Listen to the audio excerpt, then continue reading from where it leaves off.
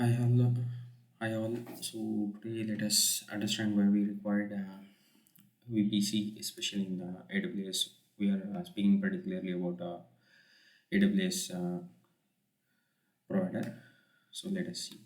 So what are the agendas we gonna cover in this session is why we required VPC, what is VPC, and what are subnets, why we require route tables, network gateways, elastic IPs, endpoints, NAT gateway, and peering connections. So these are the very basic things about VPC. We'll move on. So let us understand what exactly the VPC is when it comes to Amazon Web Service. So AWS provide VPC, that is virtual private cloud. So here what exactly is going is, so we going to create a virtual network inside the cloud which allows us to deploy or create the resources inside the secure private network, so where the people from other network cannot able to access since it's a private network as it's specified here. So virtual private. Okay. So it's a network that allows you to launch AWS resources in the secure environment. So as I previously mentioned, so it's a fundamental service for the AWS that gives you to complete control over the virtual network. So what are the things we gonna see inside the VPC is, so we can define our own set of IP address range and the subnets and the route table, and these are the essential components of the network we needs to set up before we gonna launch or create any resources within the VPC. Okay, so and security group and network access control list. So why we required IP address range. So for example, let us consider I want to create something for I want to create a database. So let us consider take that. So to store some any data or the shopping details or the expenses day-to-day details in my database. So for that, to communicate with the database, I need some medium. So here we're gonna use uh, that is we have an enormous of database, but we want to particularly ping and store in the particular database. So for that we have to give that identity right in the networks. For that purpose we're going to use IP address for the each and every devices or the resources in the internet, and thereafter it comes for subnets. So create subnets to launch resources into. So for example, if we have defined, so let us see that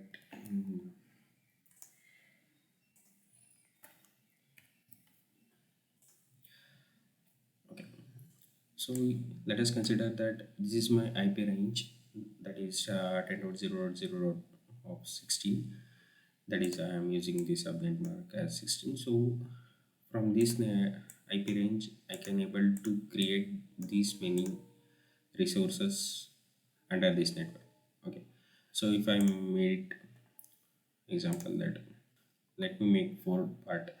So that is I'm dividing this whole IP range, that is the big network, into four different or the four smaller network components within this network itself. Okay. So on that case, how many resources I can able to create? That is 16,384 resources. So for example, so let us see that. So this is the subnet starting ID, that is 10.0.0. Update goes for 63 to 54 and 63 to 55. It goes still here. So a few IP will be reserved for maintenance and any other resources. So we can see here in VPC. So this is my AWS console actually. So here I go for VPC.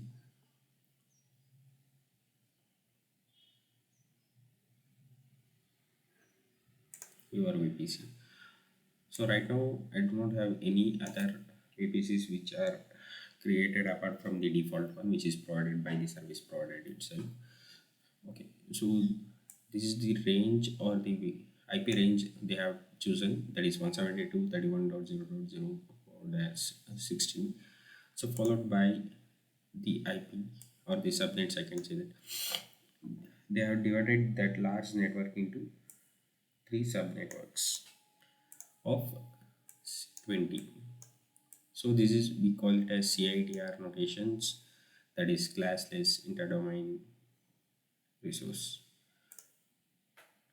So each IP ranges can hold up to 4091 resources and are placed in three different regions. So why we require three different regions, sorry, zones. So initially let us understand first these, then we'll move on exactly where we are in. So for example, right now I'm using the region called Europe. In that, Stockholm is my zone, I can say that. Okay. So for example, considering the region A, that is, this is Europe region.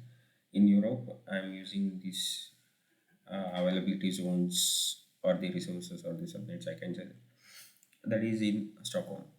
So in Stockholm, I have four zones. That is, I have, so in a zone, we can have minimum of three. Sorry, in a region, we can have minimum of three zones. Maximum it can goes n times or n numbers, we can say. So minimum it should have three things. So why we should have, or why it's necessary to have three zones in a region. So for example, let us consider that this is placed in somewhere around in Europe, Stockholm, some regions. This might cause any natural disasters that loses the data which have been stored here. So this same data, whatever they have stored in availability zone 1, will be replicated in availability zone 2 also. So for the kind of backup purpose. So these zones are not placed next to each other. They are placed away from 100 kilometers from one zone to another zone, so that the data cannot be lost anywhere or by any chance. And for easy accessibility also, we make use of these zones.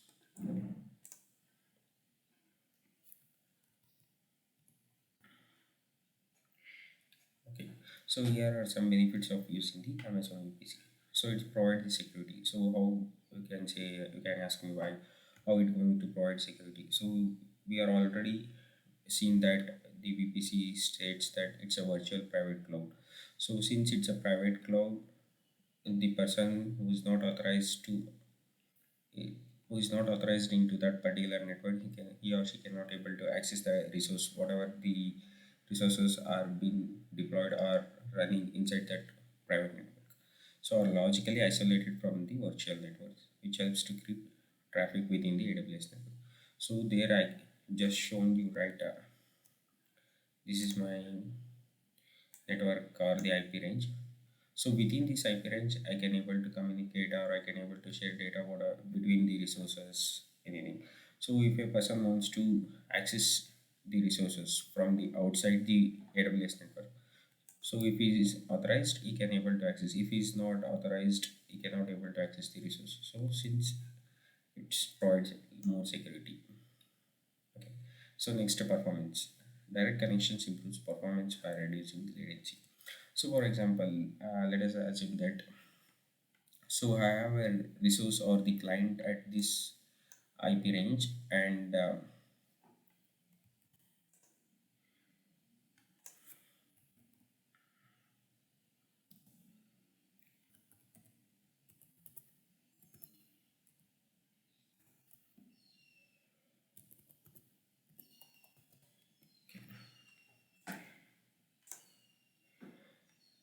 another one is sitting at a different location having the different IP, and is trying to access the resources here for 172.31.0.0. So he has to travel from all the way from different networks to communicate with a particular resources. So for example, so the client is sitting here, he is sending data to database that is laid under 192 series of IP. So on that case, the data has to travel through different networks. So on that case, the latency would be the more, since it has to travel from all the way from the source to destination. So it has to pass through different routers, different network to reach that test. So when it comes to VPC, so we can improve the connection and reduce the latencies. Next is scalability. You can take advantages of AWS scalable infrastructure. So for example, that we might be running out of IPs for scaling up our resources. On that case, again, without our VPC, we need to configure everything manually, and we need to set up and make connection. So when it comes to VPC, so easily the resources will be already available. Just we need to integrate, or we need to upscale them based on our requirement. That's it. Okay. So next, let us understand what is subnet. So subnet shorts for sub network. Is nothing, that is a exact word of subnet is sub network. So it's a segmented piece of large network. So as I previously mentioned that, so we gonna divided that large network into the smaller portion, that is manageable sections. So when we can,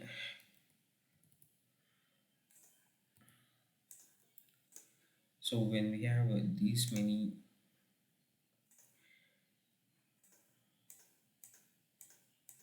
so when we have these many resources in a single network, it's quite a very difficult to handle or to manage all 65,560, sorry, 36 resources or the servers or the devices. So when we make into partition, so it's quite smaller comparatively. So handling 2048 devices or the resources, it's quite lesser complexity comparatively to 65,536 resources. So for that purpose, we make our large network into smaller and manageable solution. So each subnet can contain its own IP range of IP address, can be configured with its own networking rules.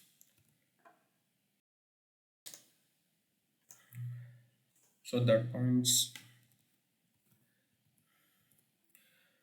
so observe these points that each subnet can contain its own range of IP address and can be configured within own networking rules. That is, we can see here, this is my subnet IP address. So it starts from 10.0.0 and goes up to 10.15.255. So all the bit will goes maximum of 255 since it starts from 0. Okay, so this is my one IP range. So I can define my own set of rules. Only the set of persons or the only the set of network IP ranges can able to access the resource which are available in these IP ranges. So in my security group, so we'll go into that later. Okay, so the subnet or the subnetwork is a smaller network. So this is another just a definition. So if it is quite feel very hard to understand. Smaller network within the large network. Subnets are used to make network more efficient and easier to maintain. Some reasons for using the subnet includes, so as I previously mentioned, network efficiency. So within subnet means, so network or the whatever the data we going to share from one distance or distance will be of within the shorter distance, since it will be in the same network, reduce the need to pass through unnecessary routes. So if we have resources in two different networks, so it needs to pass from different routers as it changes from one network to another network. So when it comes to this one within the VPC, it's quite easier to travel since it's a shorter distance. So network security. So the people who are not authorized or who are not accessible into the VPC or the virtual network, they cannot able to access the data since they are not authorized to access. So IP address management. So in without subnet, so we have a very large IP address of 65,536 uh, IPs available. So if I make use of only 500 IPs among that, so the left will be of 60,000, 36 will be of waste IP. So that cannot be utilized by other networks also. So it's kind of a waste IPs. So to manage that IP address, we make use of the concept of subnet. So network conjunction. So subnets can help you to reveal conjunction. So let us see all these things by seeing some scenarios. Okay. So network efficiency and subnet. Also, how exactly the subnets concept will going to work. So subnet can significantly enhance the network efficiency by limiting the distance that the data packets must travel. So what are they are saying is, so if I want to pass some data from one that is source to destination, so in subnet it's quite limited travel period will be there. So since whatever the data is being processing from source to destinations are laid within the network. Okay, so example, so that imagine a company with three departments, that is one is sales, engineering and marketing. So each department has its own subnet. So without subnet, how exactly it was? So in a single network, that is 192.168.1.0.24, we'll see that how many network we want to get.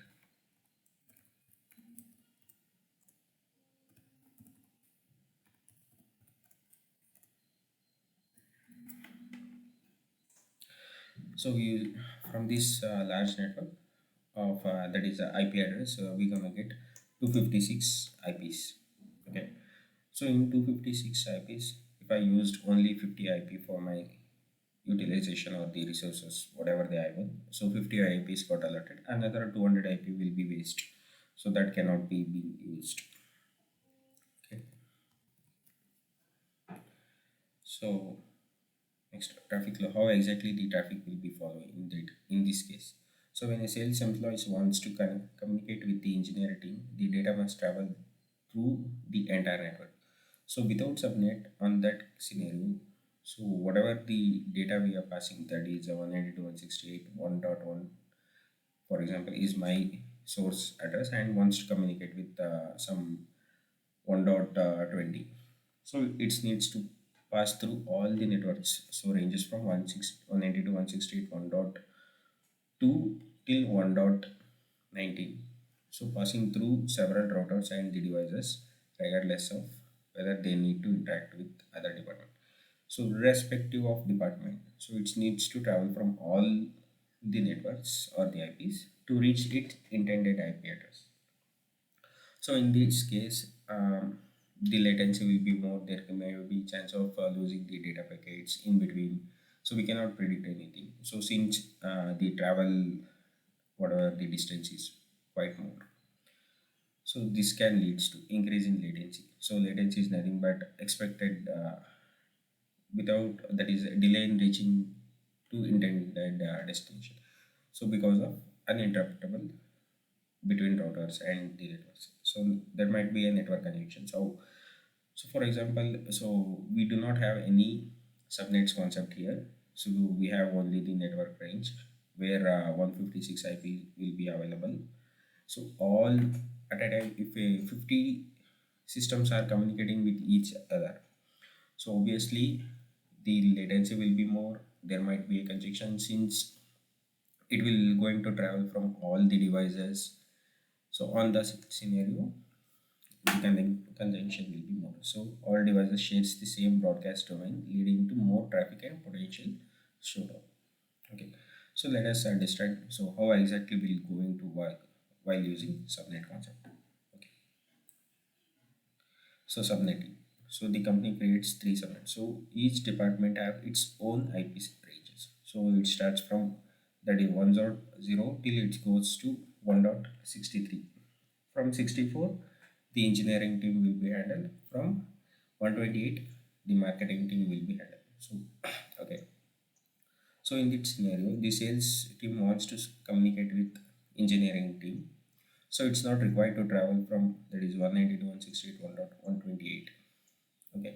So it's directly going to communicate with this IP range and will revert back to this only. So the marketing team will be vomited in this scenario.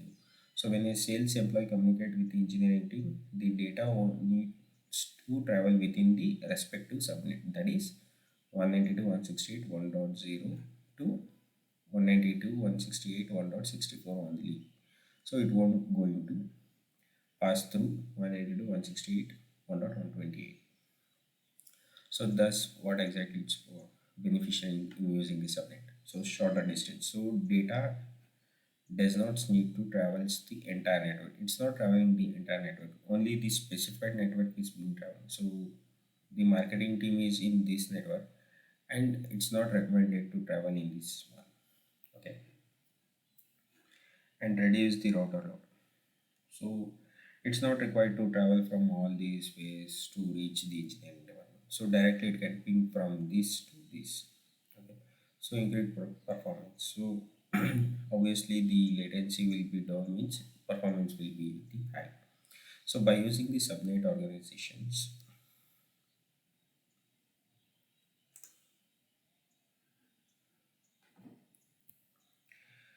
entire network improve the performance and reduce unnecessary strains on the network. So as I just mentioned in the previous scenario. Okay. So then why we require, so we just understood that what is VPC and why do we require subnet. So without subnet how it is how it was, and after subnet how it will be. So okay. So we understood two concepts, and thereafter we come to route tables.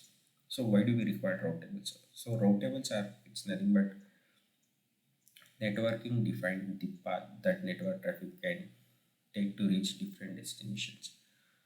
So probably the route table is something like our Google Maps. So we're going to define the source and the destination.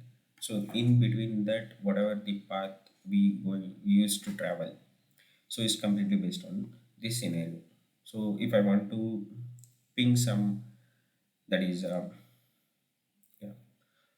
So from A system, I need to ping the B system. So which are placed in two different networks. That is 192 series. That is 10 series. Okay. So in between that, we have many IPs to travel across to reach that 10 series and to revert back or to acknowledge back to 192 series. So on that case, route table will take care of all these things. So how exactly the shortest part it should travel, and how the packet should be moved and without any loss, packet loss. So everything being handled by this one. So they are critical in determining how packets are routed between the subnets and external network. So if it is traveling within the network, so how exactly it should travel. So if it is traveling external, that is one network to the other network, it should be defined how it should carry by defining the sequence number or the packets or the data. So the route table helps to route decision how to route packets to their destination by providing the information about the network topology and the best path to reach a device. So, so here we have an example how exactly it's going to work. So routing decision. So when a packet is sent from one device to another device, the router checks its route table to determine the best path for the packet. So for example, from A to B, it should reach means. So the route table first review. So how exact where that the network is located, and how long it is, and how many different networks or the routers it should pass. Everything will be the taken care by decision. And destination IP address. The router compares the destination IP address of the packet against the entries in the router. So the route table will holds, it's like a phone book. It holds all the IPs which are associated with that particular router. So it sees for its table. So whether the intended or the requested IP range is available in my tables or not. So it checks, and based on that requirement, it's going to promote or it's going to divert the packets or the data to that intended destination. So next, matching the entries. The router finds the best match, the most specific for and forward the packets according to the defined route. So once the IP, the destination IP is being fetched from the route table, so it looks for which are what is the shortest path to reach that destination. So based on that, it going to send the data and the default route. If no specific entry is found, the packet may be sent to default router, often leading to internet to another network. So when the router receives the packet, it consults the routing table to find the destination IP address and the best path to reach. The packet is then sent to the next hop listed in the table. So it usually follows and it reaches to internet and the network gateway.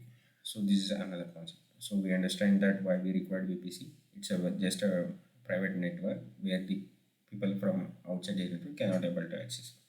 To optimize and to minimize the latency, we make use of subnet and the route table. So to transfer data from one place to another place, we make use of route tables.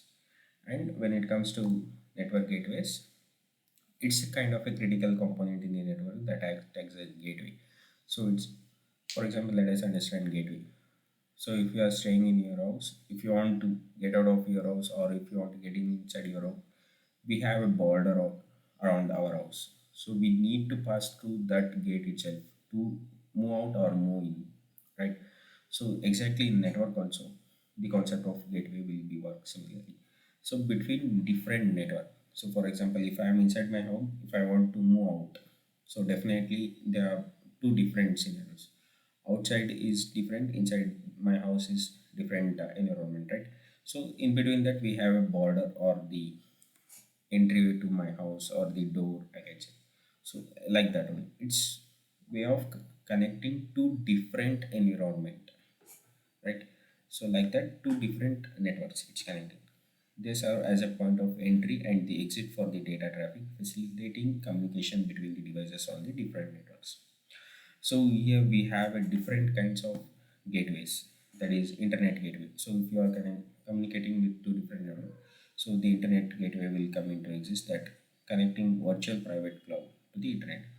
So if you want to communicate outside your virtual network or the private network, in that case, internet gateway will come into exist. Virtual private gateway connects VPC to on-premises network via VPN. So within the private cloud, you need to communicate to another VPN. On that case, virtual private gateway will come to exist. Application gateway works on the application layer. That is, if we come across OSI model, we will be understanding this. The network gateway. So how exactly it's going to work? So data forwarding. So gateway receives the packets from one network and forward them to the another network.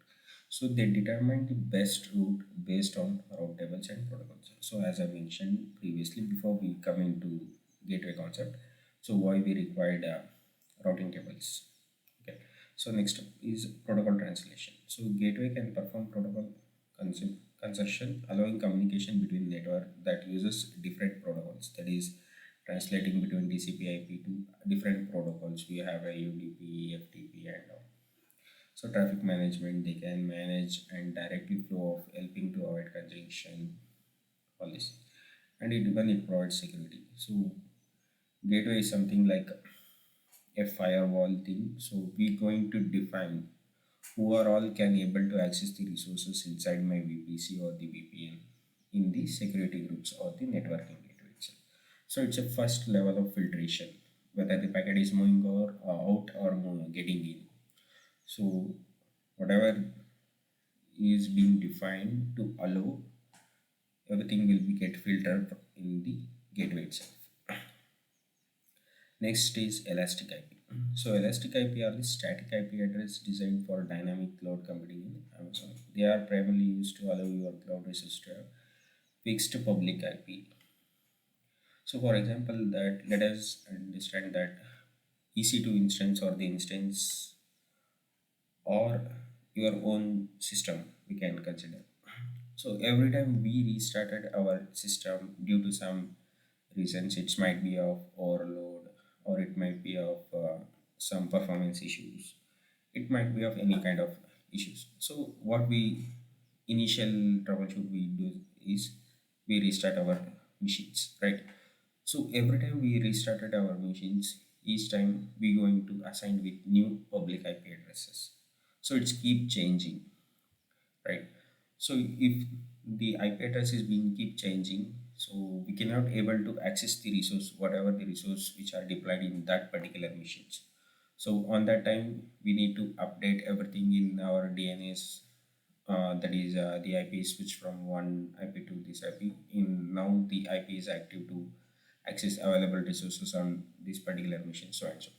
Okay, so on this scenario, the data might not be available to the end users of the public who are trying to access it. Okay, so on to avoid those problems or the congestions of accessing the resources on our machines, we make public IP as a static one with the help of elastic IP concept. So the elastic IP will provide the static IP, static public IP to each and every machines which are associated with it. So can be associated. So we can associate the public IP with the resources. Okay. So allocation. So you can allocate elastic IP address from AWS pool of public IP address in a specific region. So each region has its own pool of elastic IPs, which is provided by the AWS only. We won't be choosing any predefined thing. Okay, so association. So we can associate elastic IP with running EC2 instance. This allow instance to communicate with the internet using the elastic IP. If you don't want that elastic IP to be associated with my EC2 instance, we can deassociate it. So for example, so in this case we are using the web server in case of failure. So we have a web application running on EC2 instance with an elastic IP, that is 203.113.25. This is my public IP range, and the elastic IP is associated with the instance allow user to access the application consistently. So even in case of restart, the IP will remain same. It won't get changed. Instance failure. Suppose the EC2 instance running in the web application fails due to hardware issue or the software problem. To maintain server availability, you launch new EC2 instance. That is auto scaling. I can say that this is the scenario of auto scaling. So we all predefines how many instances to be running consistently to make resources available to the end user. So if one goes down, automatically the same data which are holding in another instance will automatically pops up and it starts running. So even that type also, even that new instance also holds the same IP address, reassociating the IP instead of updating the DNS record as I previously mentioned.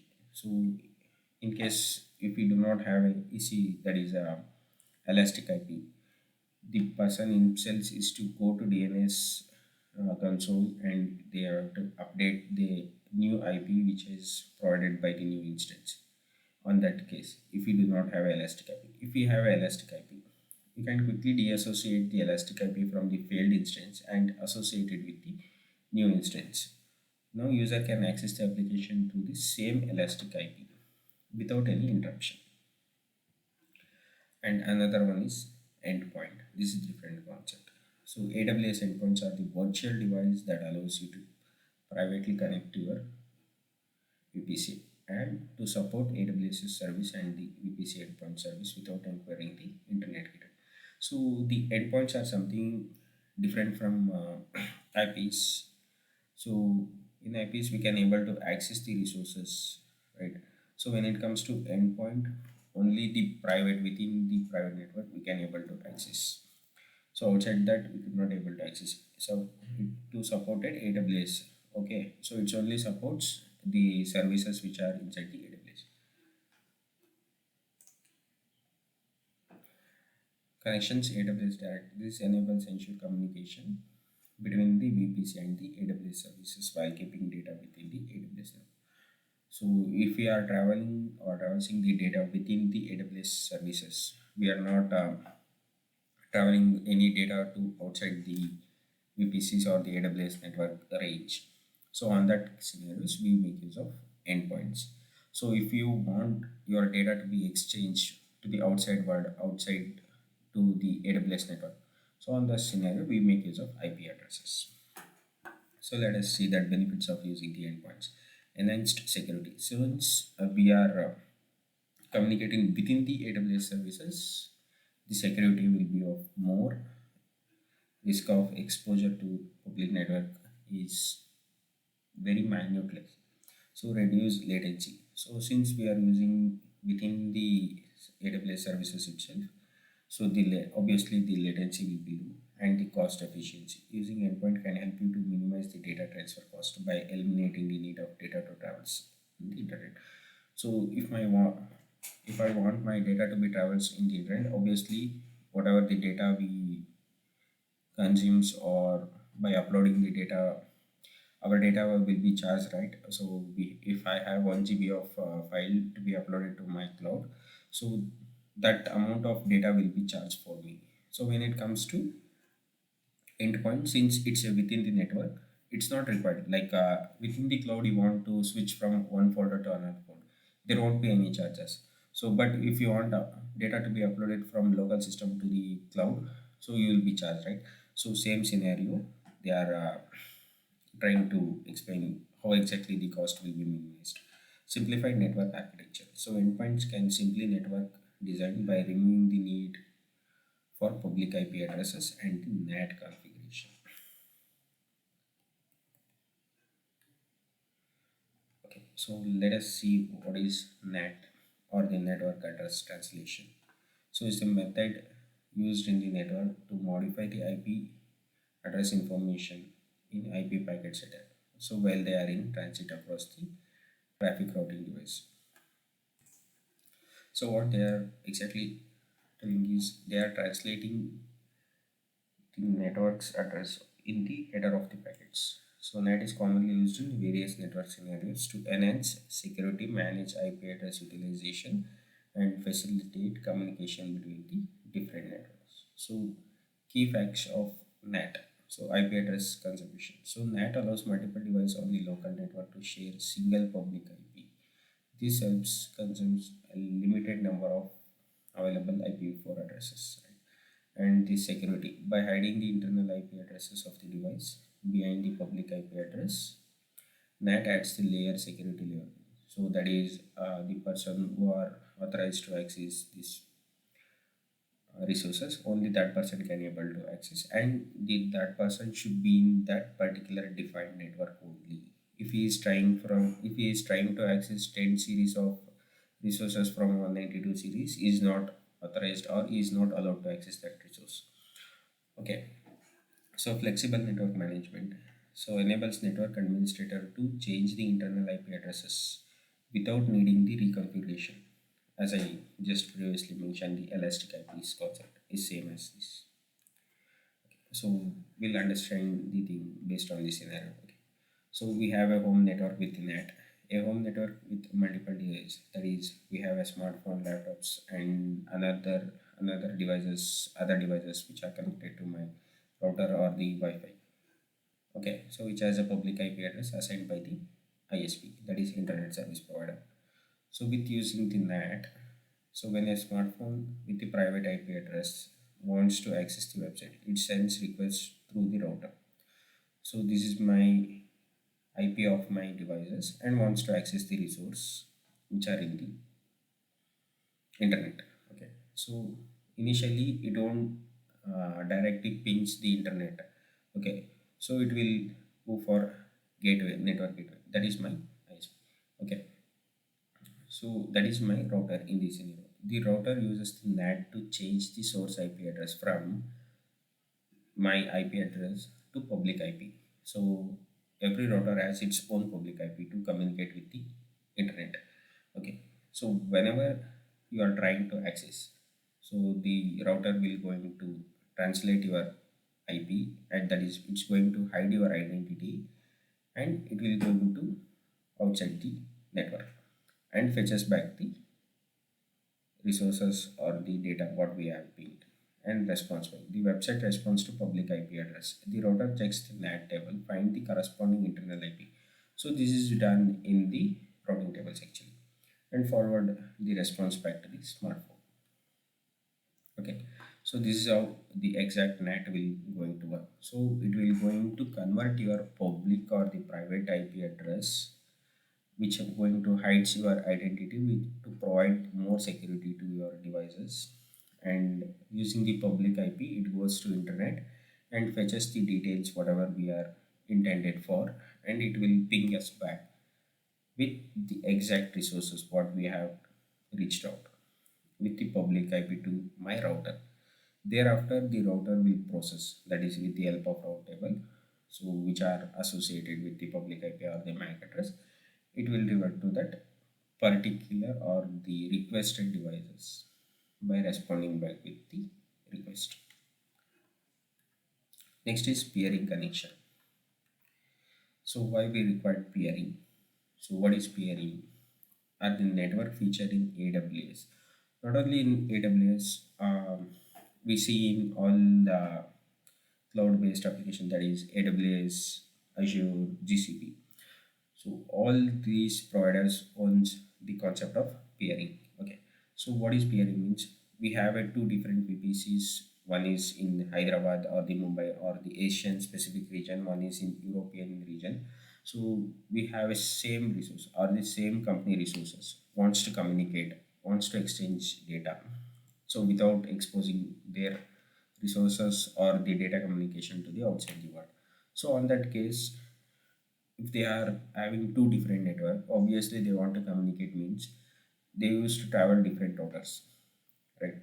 So when they start implementing the peering connection, they going to embed or integrate the Europe's region VPC into the Asian specific region VPC together with the help of peering connection. So let us see that.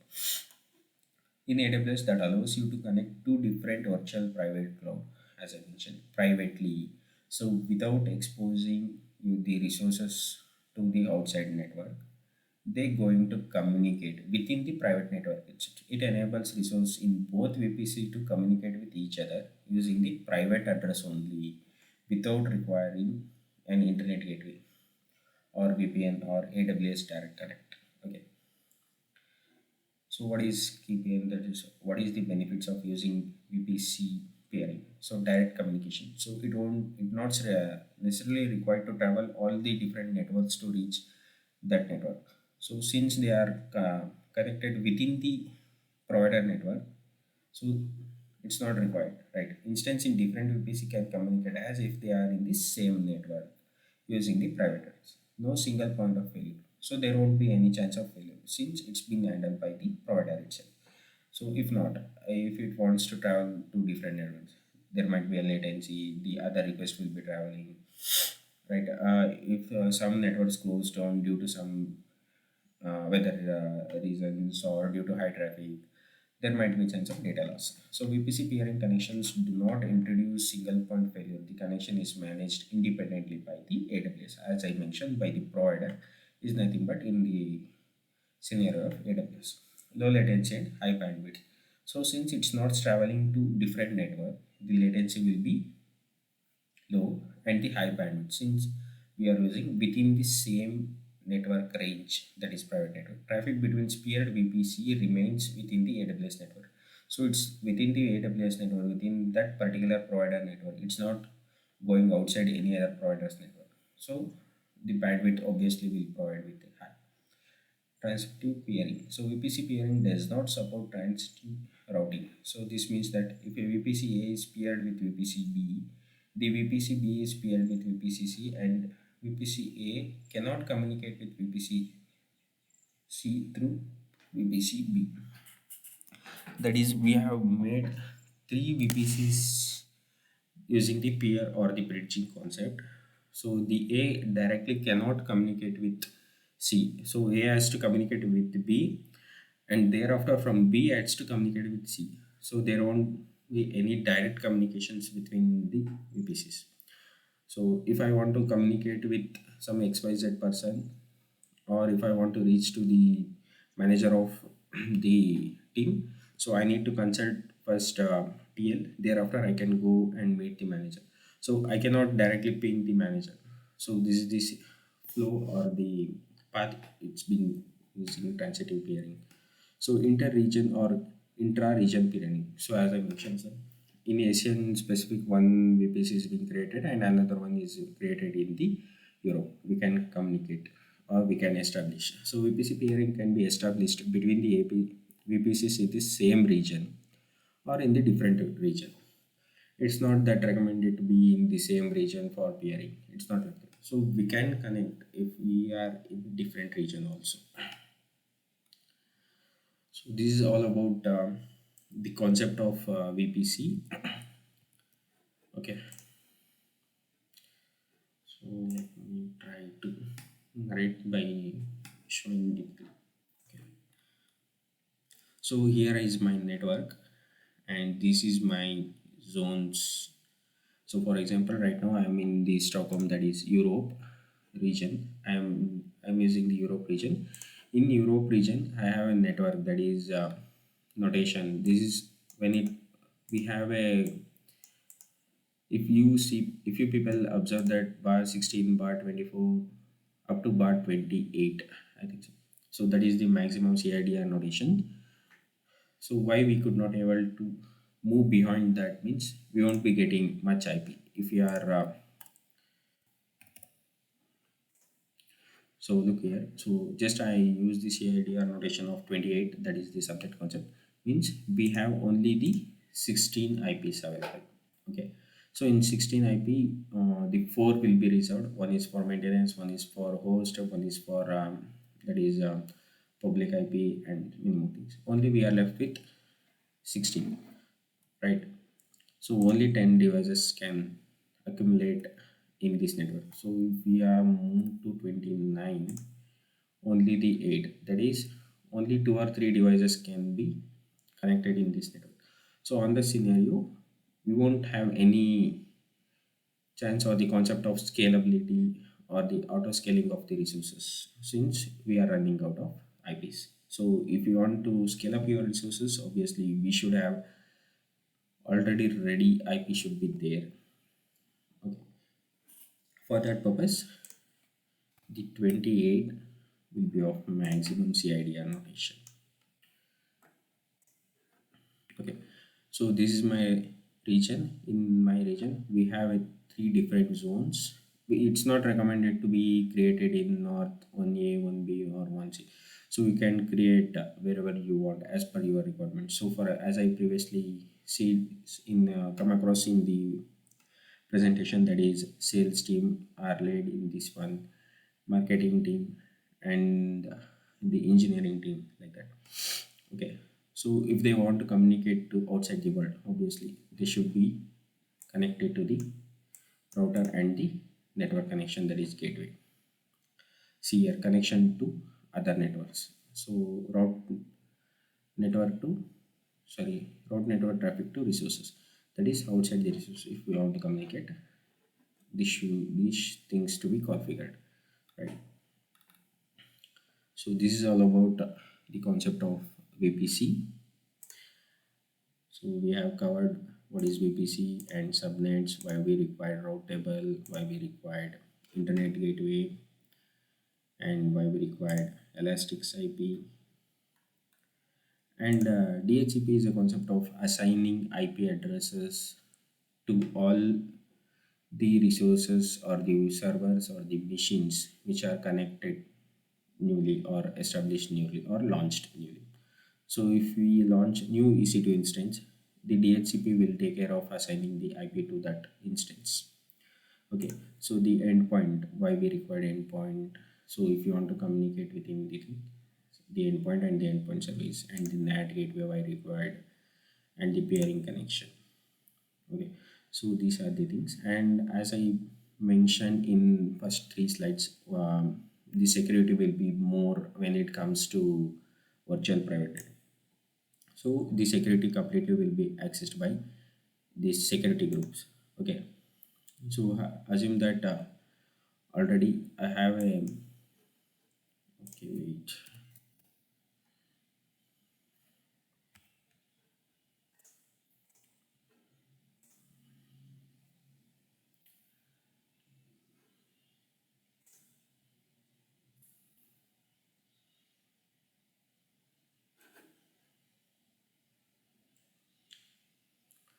So I have already won two virtual machines or the servers with the name of Ansible. So that is I have an Ansible server that is running over here, and I have made some restrictions, that is who can able to access my Ansible server. Okay, so that is inbound means whatever the request that is coming to my server, so who all can connect from outside. So one is the, if a person is trying from SSH client, they can able to connect. And also I have allowed all traffic, since whatever the server or the things have been launched here is a control node or the client one I'm managing from my local machine. So on that scenario, I need to allow traffic from all, or if I can also mention here. So if I have particular IP, that is 192.168.1.0.24. So if I mention like this, only the request from this IP address can able to access the resource of Ansible. So outside this network, the person cannot able to access the resource whatever there in the Ansible. So this is how the security is being provided or improved. Okay, and the outbound in the sense, so from resource, whatever the request I am sending out is can also be controlled here. So here I am mentioned I can able to send request to all the resources or the machines available in the internet. So if I want to make restriction, definitely I'm going to edit my rule or the condition or the criteria, I can say that. So I can add whatever the rule. So if I want to communicate to, okay, so if I want only my request has to reach the DHCP server means I just mention sorry, DNS server, that is the port range is 53, and I will mention the IP address of that DNS. So only to that resources or the machine or the server can it send request. So it cannot send request to other than the DNS server. So if I add this rule and if I delete this rule on that scenario, that will be worked. Okay. So this is quite about the VPC, why we required, and the benefit of VPC and all. Thank you.